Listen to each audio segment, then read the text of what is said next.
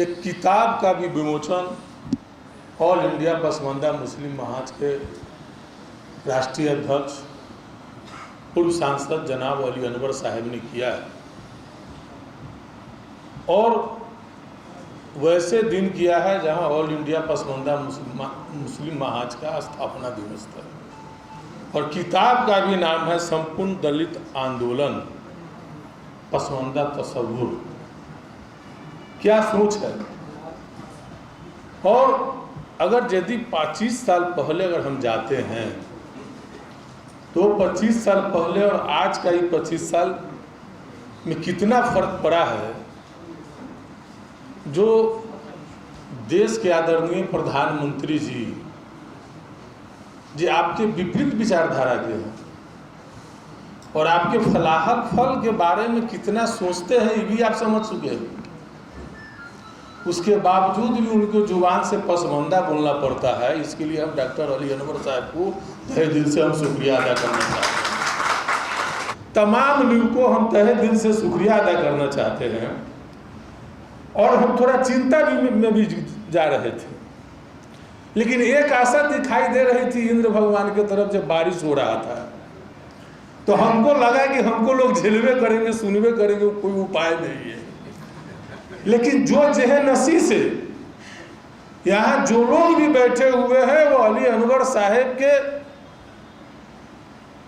जो विचार है, विचार से लय से, इसलिए कीप साइलेंट होकर के एक एक आदमी तमाम बातें सुनने का काम किया। इसलिए यहाँ बैठे तमाम लोगों को हम तहे दिल से शुक्रिया अदा करना चाहते हैं। और ऑल इंडिया पसमानदा मुस्लिम महाज का 25वां वर्ष है, और जिस तरीके का संदेश आज स्थापना दिवस पर जनाब अली अनवर साहब ने देने का काम किया है, काबिल तारीफ है। दलितों के एक एक मसाइल को किताब के रूप में आज हमारा बोला हुआ लोग भूल जा सकते हैं, लेकिन जो चीज किताब में लिपिबद्ध हो गया है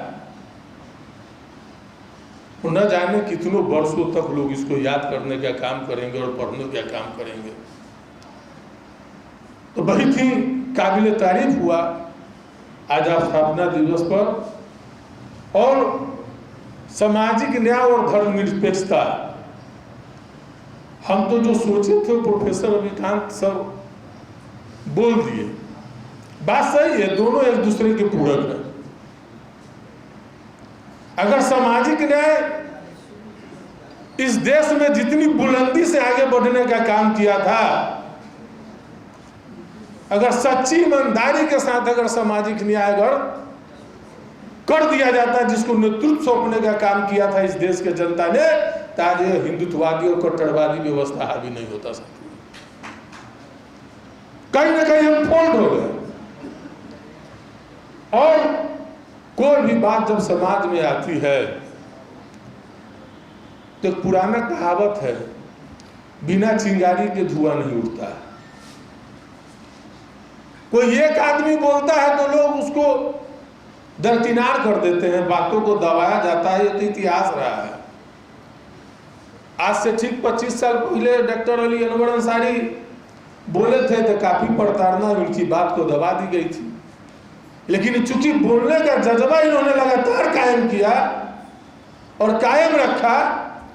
और जो मैडम सुहासिनी अली जी जो बोल रही थी, जो वाक्या, उस वाक्या में हम भी साथ गए थे। तो ऐसा नहीं है। आज लोग कहते हैं धर्मनिरपेक्षता कमजोर हो गया है, तो कमजोर के जद में हम लोग हैं, उसके गुनहगार हम लोग हैं। अगर सामाजिक न्याय सही मिल जाती, सभी का अधिकार अगर हम देते और सभी को मान सम्मान देते, हम जात पात के आधार पर भेदभाव अगर नहीं करते, तो आज उसमें भी इल्म की रोशनी होती, उसके भी जुबान में ताकत होती और राजनीति सहूर होता, सामाजिक चेतना होती, तो आज कट्टरवाद इस देश में हावी नहीं होता। तो कहीं ना कहीं आपको जिसको मजबूत करना था, समाज के पिछले पंक्ति को, लोगों को, वो हम करने में कामयाब नहीं हुए। और कामयाब सिर्फ इसलिए नहीं हुए कि उसको जाति के बुनियाद को देखते हुए हम उसको अधिकार नहीं दिए, हम उसको सामने बैठाए नहीं, साथ में बैठाने का काम नहीं किए, और सामाजिक और राजनीतिक चेतना को हम उनके बीच में बताने का काम नहीं किए, सिर्फ इस मिजाज से कि ये क्या है, और जिसका प्रतिकूल असर आज जो पड़ा है, आज समाज नहीं पूरा देश जो है सो कि इससे प्रभावित है। बहुत सारे बातें हो गई है, चाहे बुलडोजर की कहानी हो, चाहे बिल्किस बानो की।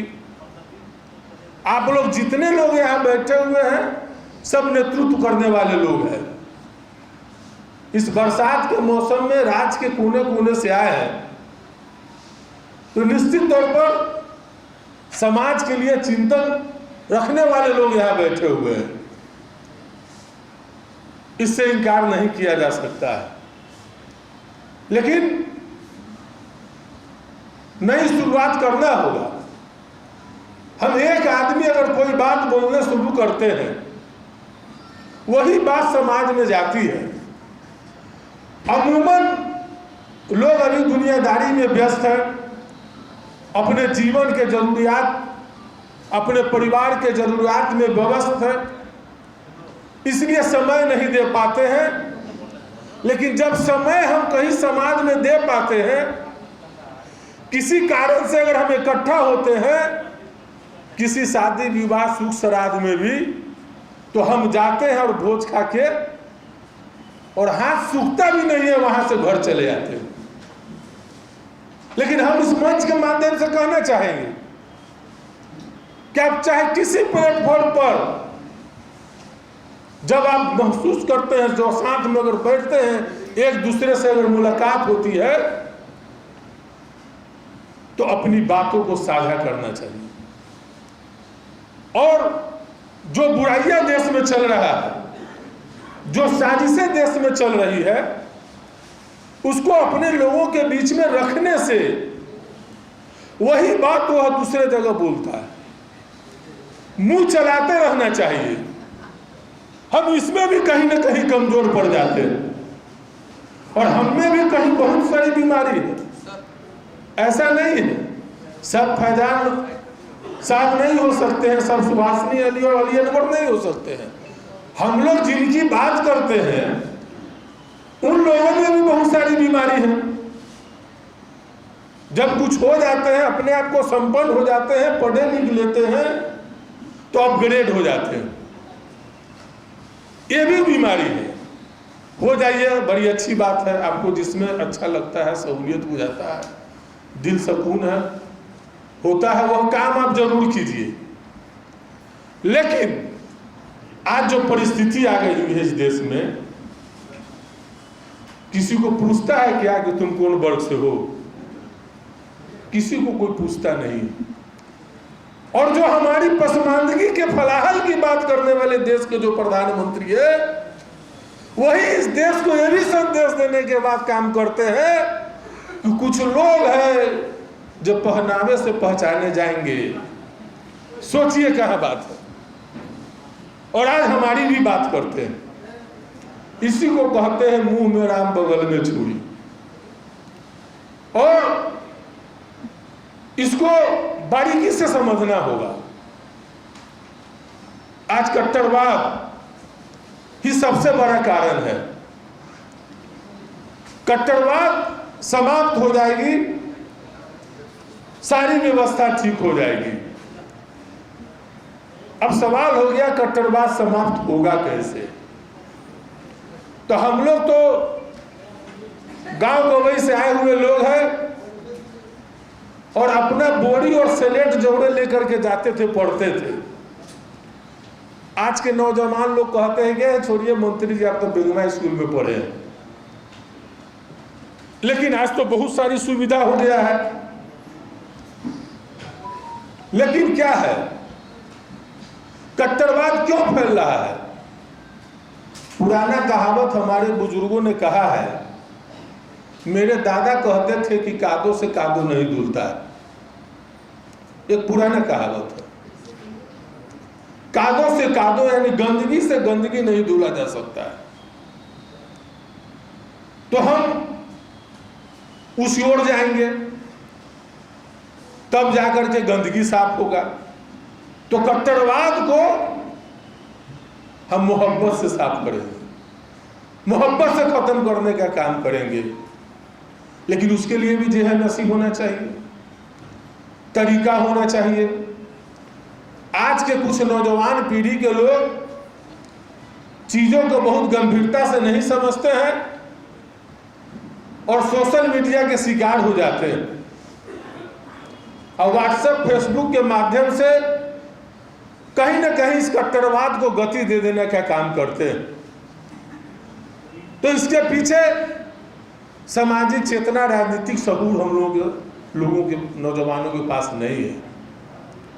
तो अगर सामाजिक न्याय का धोखा नहीं होता तो आज ये परेशानी नहीं होती। चूंकि सामाजिक न्याय देने में धोखा किया, जिसको हम सामाजिक न्याय का लमनदार माने, जब कुर्सी पर बैठे यूपी से आए हुए हैं प्रोफेसर रविकांत जी बोल रहे थे, 4 बार मायावती मुख्यमंत्री बनी, काफी लोगों ने विचारों से लैस करने का काम किया, लेकिन बात तो सही है, इस देश के भोले भाले दलित पिछड़ा सामाजिक न्याय के लोगों ने आपको लब्बैक करने का काम किया, आपके पीछे खड़ा होने का काम किया, लेकिन क्या आपने सामाजिक न्याय दिया? क्या आप अपने एमपी को, एमएलए को नीचे दरी पर बैठाते थे, अपने सिंहासन की कुर्सी पर बैठने का काम करते थे। यही तो धोखा हो गया और इसी धोखा का उपज है आज कट्टरवाद। आज देश में शिक्षा पर बात नहीं हो रही है, बेरोजगारी पर बात नहीं हो रही है, महंगाई पर बात नहीं हो रही है, मजलूमों को इंसाफ मिले इस पर बात नहीं हो रही है, और मंदिर और मस्जिद की बात हो रही है। और वह क्यों चल जा रहा है? धर्म आस्था का विषय है, यह लोकतंत्र है इस देश में। सभी लोग यहाँ विभिन्न भाषा, विभिन्न रंग, विभिन्न धर्मों के लोग यहाँ मिल करके, और तमाम लोगों ने, जैसा कि जो है अली अनवर साहब बोल रहे थे कि हजारों इमामों ने कुर्बानी देने का काम किया। तो सभी के लहू से इस देश की आजादी मिली है, सभी लोगों ने सींचने का काम किया है इस देश को, और इस देश को चलाने के लिए संविधान मिला। हम जो है संविधान के अधिकार की बात जरूर करते हैं कि हमको अधिकार नहीं मिल रहा है, आरक्षण के लाभ नहीं मिल रहा है, आरक्षण रोस्टर का पालन नहीं किया गया, लेकिन बाबा साहेब भीमराव अंबेडकर ने के लिए जो संविधान देने का काम किया, हम क्या उस संविधान के तहत चलते हैं?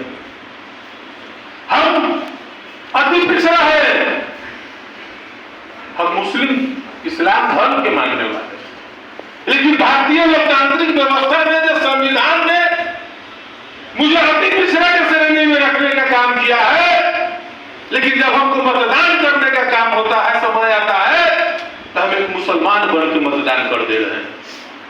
कोई दुनिया अति पिछड़ा है, कोई यादव हो, कुर्मी हो, मला हो, चाहे दलित राम हो, चाहे पासवान हो, संविधान में आपको इस देश को चलाने के लिए वर्गीकरण करने का काम किया, किसको कैसा अधिकार मिले।